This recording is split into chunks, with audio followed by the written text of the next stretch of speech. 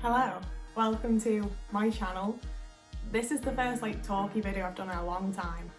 Very used now to doing outfit videos, but this feels a bit like I don't know what I'm doing or who I am. So bear with me a little, but we'll get through it. I've wanted for a while now to do a video about autism and fashion and how that combines into one thing to me, because I do think they're quite closely connected. But there were a lot of things I sort of hadn't figured out and wasn't aware of for myself and didn't know how to phrase and blah blah blah. But I found an article today on Healthline by, I want to say Elena Veri. It'll be linked down below, very good article. Some things are probably going to be pretty much the same as what the article says because similar life experiences, so sorry to the woman who wrote it for just stealing that. But some things are different and experiences are experiences and so on and so forth, so I'm just going with it. Now, I didn't get an autism diagnosis until a year and a half ago, so it's very much a new path of learning for me to be oh, these things are because I'm autistic and not just because I'm weird. It's been good, but it's weird. So whereas I think a lot of other people have understood for a long time, if they've been pre-diagnosed, that their clothing and fashion tastes and choices perhaps somewhat come from their autism. Whereas I never had a clue, I just thought I was really bizarre. And frankly, so did everyone else, I think. I got picked on a lot, especially in high school, for the way I dressed. And it's one of those things that I can sort of understand because I dressed really strangely. But it's another thing that I would have not felt as bad about if I'd been aware that I was autistic. For me, fashion has and the way that I can dress and choose to express myself became a big interest of mine when I was around 13 to 14, that kind of age. We'd just moved back to the UK from Denmark, so I was I thought I was back in the fashion central of the world. I obviously wasn't because we'd moved to Real, but I thought that I was back somewhere cool. So that was when I was oh, I need to start following trends and figure out a style and dress like everyone else does. And I did that for 6 months and hated it because it was the whole emo phase, so it was just skinny jeans and t-shirts, and I was I feel weird, I feel constrained, I don't enjoy this isn't fun, I don't like how I'm dressing. And I stopped doing that and went on a completely different end of the spectrum that involved, I mostly remember a prom dress that I got from, I think, Dorothy Perkins, and I just loved it. It was so flowy, and I loved the colour, and I loved the texture of it, and I could just slip it on because it was 3 sizes too big. And that was the first item of clothing that people both thought was weird and that I just would not stop wearing. I felt so comfortable in that. And from there, that led to me playing a lot more with different styles, and I'd wear 2 different coloured Converse and stuff like that, 2 different coloured socks. That was a big thing I was into. And I found myself being a lot more inspired by people like Noel Fielding and Hannah Bonham Carter in that realm of fashion, where it's sort of just I've put on 9 things out of my wardrobe and I'm calling it an outfit. So not a lot has changed, but some things have. Even as a teenager, without knowing that I was autistic, it very much felt like a way of, well, if people are gonna think that I'm weird and people are gonna be rude and mean and whatever else, here's a reason for you to do it. Here you go. I'll make it easy for you. I'm dressed like a complete and utter weirdo. So whatever you say and whatever you do now, I'm in control of it because I've decided to dress like this. And that felt hugely empowering to me, because not only was it the stuff that I genuinely did want to wear, it wasn't dressing up to fuck people about or to piss people off, it was what I wanted to wear, combined with this total sense of empowerment because I was in control of the reactions people could have to me. And in some ways I think that was probably quite unhealthy for me, because I very much didn't expect to get a positive result, reaction from anyone. I didn't expect to gain a positive reaction from anyone, so I didn't put any effort into trying to be the slightest bit socially acceptable in any way, which it can be a good and bad thing depending on how you go about it. And I think for me personally, I did it in quite an unhealthy way for me, in that everyone around me was just rude. But I've got a thicker skin now, I suppose. And for me, not knowing about my autism, I've had a lot of periods in my life when I've sort of slipped in and out of how much I choose to mask, and some of it's completely not a choice. And then my fashion is a choice, and there's been times where when I first went to college, I was so tired of the way that I'd been treated in high school that I was just fuck it. And about 2-3 weeks before I actually started college, I just went to Primark and bought like their cheapest like plain shirts, plain t-shirts, plain jeans, just like the most boring standard, like there's nothing here that you can find on me, you know, like completely plain, blank, just ordinary clothes. And that was how I went to college, and immediately it just felt wrong. I made friends with a few girls that were like quite alternative and unique in their own ways, and I felt like someone had like painted over me. I felt like I'd just been like completely dulled and taken away from it all, and it was really crappy, it was really shit. So once I dropped out of college when I was like still 16, I sort of got more into fashion again, but I was still trying very hard to stay like socially acceptable and wear like the trends and stay like classic. And I stuck with that for way too long, and that was a mixture of like trying to mask and be like a normal person, and also I was like super self-conscious of my weight and my body anyway, so I didn't want to draw any attention to that.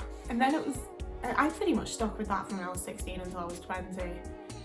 And it was when I was 20 that like everything kicked off again, and yeah, it was like a whole new chapter in my life that I'm still kind of in. I've lost a bit of weight, so I felt better about myself. I'd made some friends that at the time seemed very supportive and lovely, and I just sort of, I was tired of it. Like it gets so tiring trying to like not only pretend to be something that you're really not, but also waking up every day and putting an outfit on that you don't like and that you don't feel right in. Like it's tiring and it's boring, and I'd well had enough.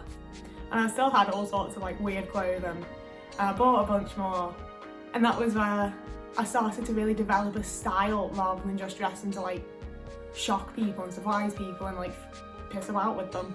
That was when I really started to like dress for me in the way that I wanted to look. I'll try and put some pictures up here if I'm like at all that kind of editor, but it still feels amazing. And there's a few different things that play into like my style and the fashion that I choose now, that part of it's me and part of it's like autism, which I think is what it comes down to with like all of my autistic traits, you know, like they're me but they're autism but they're me. That's how I feel. And these are special interests and general sensory stuff. Let's start with the general sensory stuff because that's easier to talk about and seems less weird, which is just like, for example, these are things that I'm gonna sell soon on Depop if you're at all interested. And there's some things here like, I loved this cardigan, but just the texture of it is not for me. And it has this satiny inner lining that's like, it's not like satiny, it's just horrible and I can't wear it. And like things like this look gorgeous, and if it didn't have the like inside of it, I'd probably be able to wear that, but I hate the texture. Things like that, there's certain textures that I just can't bear against my skin, no matter how nice the item is. And sometimes if I like the item enough, I will find a way to wear it anyway. Like I've worn that with long sleeve shirts underneath, but I didn't like the way it looked because of the sleeve sticking out. So it's getting to all we get, sensory things. I've seen a lot of people with autism talk about the sensory things of like buttons and clasps. I know that my boyfriend pulls the labels off the inside of all his t-shirts, and I don't really get stuff like that because I don't really have that kind of like sensory stuff personally. It's very like texture based. Oh, and there's certain places where I cannot handle clothes being fitted. And I thought for the longest time that was just like my self-consciousness regarding my body and weight. And now that I'm much like more okay with my body and aware of my autism, it's the sensory thing. And that's pretty much from like here to belly button. If it's tight, I can't do it. I hate being able to like feel it pressed against my body in those places. It drives me insane. Like I've got a few nice like fitted tops and fitted dresses, and it's a case of like I can wear this for like 2 hours or for some pictures or something, but I cannot keep it on all day. It just, oh, it's that like total overload of like, just get it off. I hate it. I really don't like it. But they're the only like sensory issues I really experience when it comes to clothes. And then obviously the other one is the special interest side of things, which is where I really go off the deep end, I'll be honest with you. Like, I've watched Ashes to Ashes recently, which is set in the 80s, and Alex Drake is a fucking style icon. I love everything about it. The show is my new favourite show. it's just fucking fabulous. But Alex especially, just the way she dresses and the way she like styles things and pulls things off has made me go nutty. I've bought a pair of vintage white fucking boots because of her in the last like 2 days, and that's what I mean. I will see a character like Dana Scully, like Jodie Whittaker the Doctor, like Alex Drake, and immediately be like, I need to dress like this bitch. I don't always pull it off well, but sometimes there'll be something where I just like find a little bit of something and pull that, and that becomes mine. And admittedly sometimes it's not mine. Like the last 2 weeks probably I've just been dressing up like Alex Drake on the daily. Like it's just the 80s to me. I've just got a blazer and like some dress earrings and it's great. I love it. It's my favourite, like it's one of my favourite things when I get this special interest on a character and I can just dress up as them and like fully indulge in it. I love that, and I think most people probably do find it a little bit odd that I just dress up as characters. And when I used to work, there was a lad that pointed out once, like, you're looking very Jodie Whittaker today, and I wanted the ground to eat me. That like absolutely humiliated me, even though he meant it in a perfectly nice way. Like, I don't want people to know that I'm doing it. I'm not trying to cosplay here.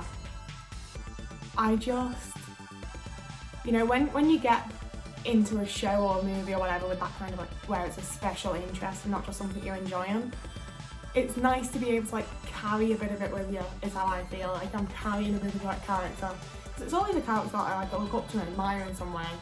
Like, notice how I've mostly listed like fucking authority figures, which I am not, believe me, I'm not a fucking cop or something. But it's that confidence that I have and that I desire in a fashion statement, in an outfit. And like carrying that bit with you. And along with like special interest comes that like 99.9% of things I'm interested in are from like before the year 2000. So like it's gonna happen, you know. I fucking love the X-Files, I love the 90s. I'm gonna start wearing fucking 90s clothes. I love something from the 80s. I'm gonna start dressing like it's just straight up the 80s. Like my jumper and shirt are both from the 80s. Which plays real well when my new special interest is set in the 80s. But with it being like the autism special interest and not like, oh, it's just this thing I'm interested in. I want my entire life to be fucking vintage. Like, if Rich didn't have a fucking Xbox and big TV, I would straight up just have like a big fat TV in my VCR. Like, I want it to be 1987 or something, like, really. Because it's my fucking special interest. I love the past. And that obviously massively plays into my fashion choices in ways that people probably wouldn't expect these days. But from how I've like developed my style and grown as a person and grown my style along with that, I feel like it comes across in a much like better and more appropriate way now than it did when I was a teenage. You know, like now people compliment my outfits sometimes. It's not all the time, don't get me wrong, I'm not like getting super cocky. But I get the odd like, oh, that's a good outfit, oh, like the top you're wearing or whatever, and it's nice, you know. And it doesn't feel like I have to try and use fashion to like manipulate people's reactions anymore. It very much feels like fashion now is for me, and I'm getting to dress the way that I choose to express myself, and it's not for anyone else now. It's for me, it's mine. And it's hugely empowering. And like the article I was talking about at the start of this, that was saying it's that like grounding thing of like, I know the textures and the colours and shit that I'm wearing, the like things that bring me joy, and I can like just, it's armour. You're arming yourself in the things that you enjoy, is what it is. What a fucking epiphany I've just had there. That's absolutely what it is for me. It's arming. It's an armour. And you know, I do think that's what fashion should be. It should be like empowering and fun and make you feel like you can take on the fucking world, because like you can. But I do feel like a lot of like non-autistic people or people that don't have some sort of neurodiversity really miss their chance, essentially. Like, why y'all dressing the same? Why y'all buying the same fucking things? And I know it doesn't go for everyone, and that's why I don't want to be like, neurotypicals do this. But I do feel like society as a whole is just way too samey for me. Like, I don't want to dress like that, and I don't want the same pieces that I'm gonna see someone in Tesco wearing, you know. I want not necessarily personally to be unique, but I want to see more unique statements in fashion from everyone, personally. God, that was so rambly, I'm sorry. Yeah, I'm not sure how well this video's gone, let's be frank. Definitely read the article, she's a lot more fucking eloquent and well thought out than I am. But I did want this to be a sort of like off the top of my head, sort of very honest, raw kind of thing. Because frankly, this video is more for me than anyone else, because I'm just getting so into the like fashion and the way that I dress and style and things and all that shit. And it saddens me to a degree that I don't really have many pictures or things like this from my teen years when it was first starting to like really develop. And I feel like I'm sort of going through like a second puberty and really like finding myself now at almost 24. I don't want to miss the chance again. I want to like document this for myself. Let's face it, I'm making it a fucking YouTube video. I'm obviously like documenting it for other people too. It's like entertainment value if you're any way entertained by this. Fingers crossed. So yeah, when it comes down to it, dress how you fucking want, and like, you know, if you want to wear like fucking Primark skinny jeans and fucking blank tops, good for you. I'm not, just because I didn't want to wear that shit and I didn't feel comfortable and I thought it was boring doesn't mean no one else can wear that shit. You know, you do you. But I do think fashion should be fun, fashion should be enjoyable, and fashion should be accessible for all. We need more accessibility for all body shapes and all disabilities and all that shit. I'm still like, obviously my diagnosis was like 1.5 years ago, and I'm still not sure if I'm meant to call myself an autistic girl or a girl with autism. I don't really mind either way personally, but I've seen discourse about that on Twitter. I'm just trying to take everything like it's just how I see it and how I want it, and everyone else can have their discourse and I'm just going to stay in the corner and not say anything. At the very least, thank you for watching, and if you want to subscribe or follow me or anything, you're welcome to. Like, you can do that. I don't know why you would, but you can.